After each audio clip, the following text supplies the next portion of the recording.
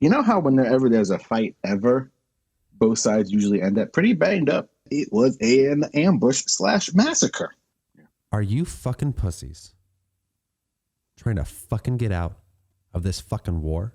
Cool, and cool, Moses cool. gets super mad. Huh.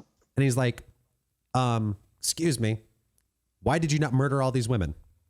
Oh, nope. Okay. Wrong reason to be mad, Mosey. They have been building towards that, Yeah, I guess. no, 100%. It's been super cash, though. It's been like, wait till we get to the promised land. Aren't people living there? Oh, yeah, you got to kill them. But wait till we get there. It's super nice. Milk and honey, blah, blah, blah. Don't eat the grapes. Why does it hurt so bad? Why? It's an old book. Very. This is like one of the old books. Yes. What makes in the book? That's not in the fucking book. Chapter 34, they name the boundaries of Canaan and they name the men who are responsible for dividing up the land. There's like a crew of people that they're just like, all right, you fucking decide how big a kilometer is or whatever. Just imagine people like in their homes in Canaan, and then all these strangers like come up to the city limits and they start measuring stuff and walking around. Like imagine you just like wake up one morning and you go on your front porch with your cup of coffee and you're hanging out, and then people are like measuring stuff and there's like bulldozers coming by and wrecking balls. Like, what are you guys doing? They just look at you silently and they go back to what they were doing. You're just like, I should not be here anymore. I should leave. This is going to end poorly for me. This is a bad place for me to be right now. Don't have time to figure anything out. I'm just gonna mosey out of here. Still got my coffee. So. Chapter 35, the Levites get towns too. Oh, weird. It gets taken out of the portion of the other groups. Mm-hmm. And then they give based on how big their portion is. So like the biggest people give the biggest chunk, smallest people give smallest chunk. And then one of the first cool things in the entire thing, or one of the first like smart things they do, they have refuge cities. So a refuge city is a place where you go if you accidentally kill somebody. And the basic idea is that you should still be punished for a death, but you shouldn't be put to death for an accident. So what you do is you go to one of these cities. The family of the dead cannot pursue you there, and you stay in that city until the high priest dies. Like that's your sentence. Just whenever the high priest dies, you stay there. And then when that's all said and done, you can come out and go about your life. That's kind of awesome. Yeah. I mean, it's not a bad system.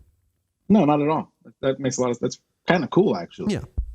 I'm now going to read you some weirdly specific ways that people might die, which is considered murder. This is going to be so much fun. If someone strikes and kills a person with a piece of iron, it must be presumed to be murder, and the murderer must be executed. Or if someone strikes and kills another person with a large stone, it is murder, and the murderer must be executed. The same is true if someone strikes and kills another person with a wooden weapon. It must presume to be murder, and the murderer must be executed. Fantastic. It's great. Just so you know, metal rocks wood, murder. But also, one of the ways, I don't know, I didn't, at some point in this, they list one of the accidental death possibilities as if you're out in the woods chopping wood and the head flies off the axe and hits the person behind you and kills them, which is a weirdly specific scenario that I don't think actually happens. Then that would be an accidental murder, but then they're also being struck with metal. So that would make it a real murder. That is interesting. I kind of want to read this part. It's not like anything important. There's wooden object in his hand that he could kill. Thus the murderer shall be put to death. The avenger of blood shall be the murderer to death. When he meets him, he shall put him to death. If anyone with malice aforethought shoves another or throws something at him intentionally so that he dies, or if in hostility he hits him with his fists so that he dies, that person shall be put to death. He is a murderer. The avenger of blood shall be the murderer to death when he meets him. I like the avenger of blood. That's phenomenal. It's such a good phrase. So that this is actually a second thing that I actually think is kind of not a bad idea. Mm-hmm.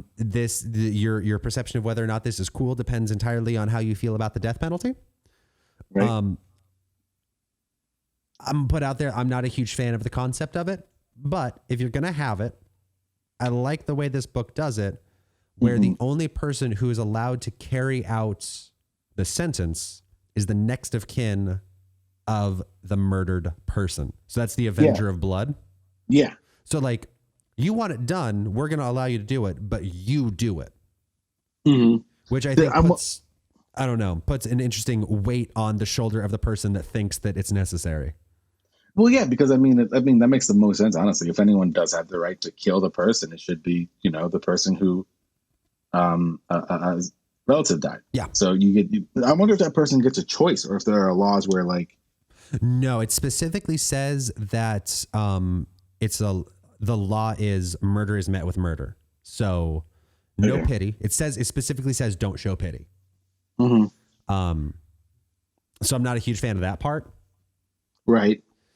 It's so weird though, because like when I'm reading this book, where I am mentally half the time, like it switches so much around, like, cause it's none of this happened.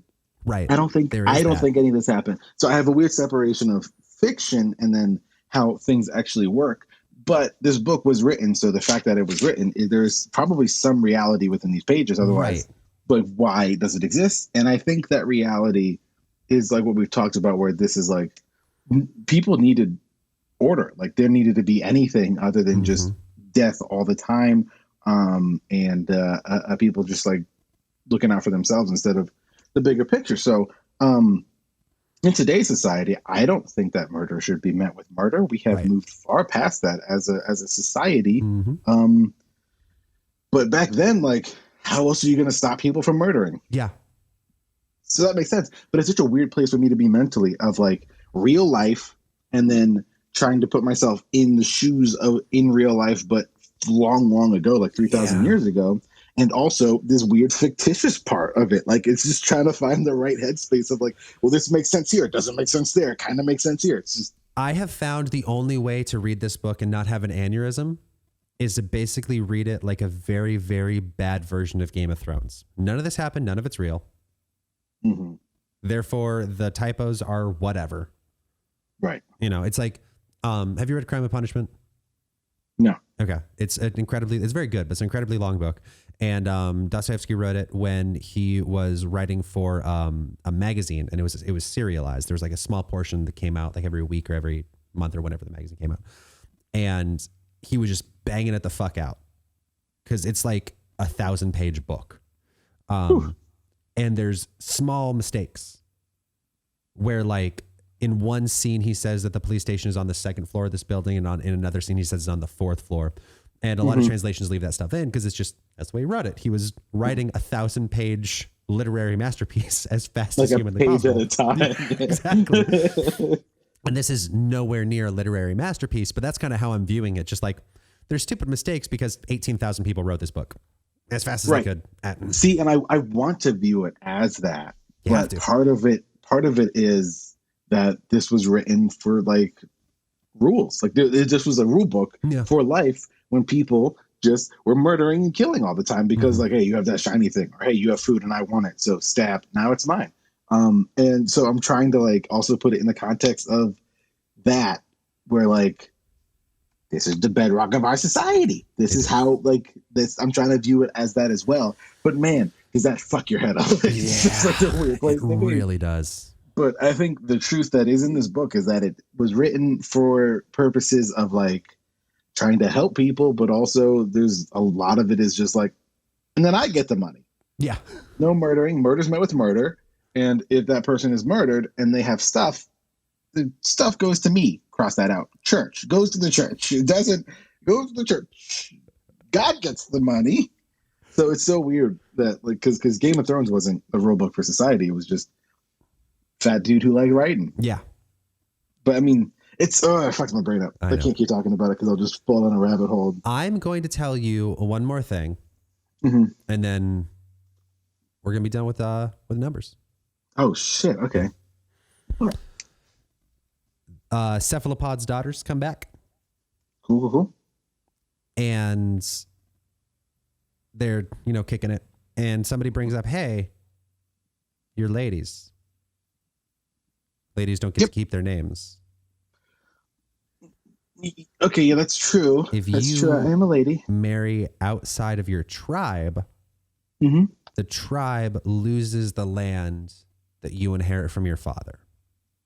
Okay, yeah. Mm-hmm. And they're like, shit, we should probably go talk to Moses about this. Mm-hmm. And Moses is like, shit, you are right. That is true. These are facts that we made up, and we can't change these facts now. There's no way we could do that. If you are a lady and you inherit land, my lady, incest only. And that's the end of numbers. What a happy ending. Now remember, you have to fuck your cousin. The end. So I wish you were here so I could hug you, because in the future, at some point, some nutfuck is going to come at us and be like, it doesn't say incest in the book. It just says tribe.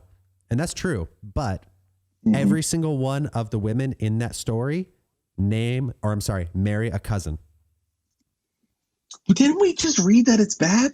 You're going to be put to death if you have sex with your brother's, mother's, uncle's, cousin's, friend, father's dog. Yeah, pretty sure.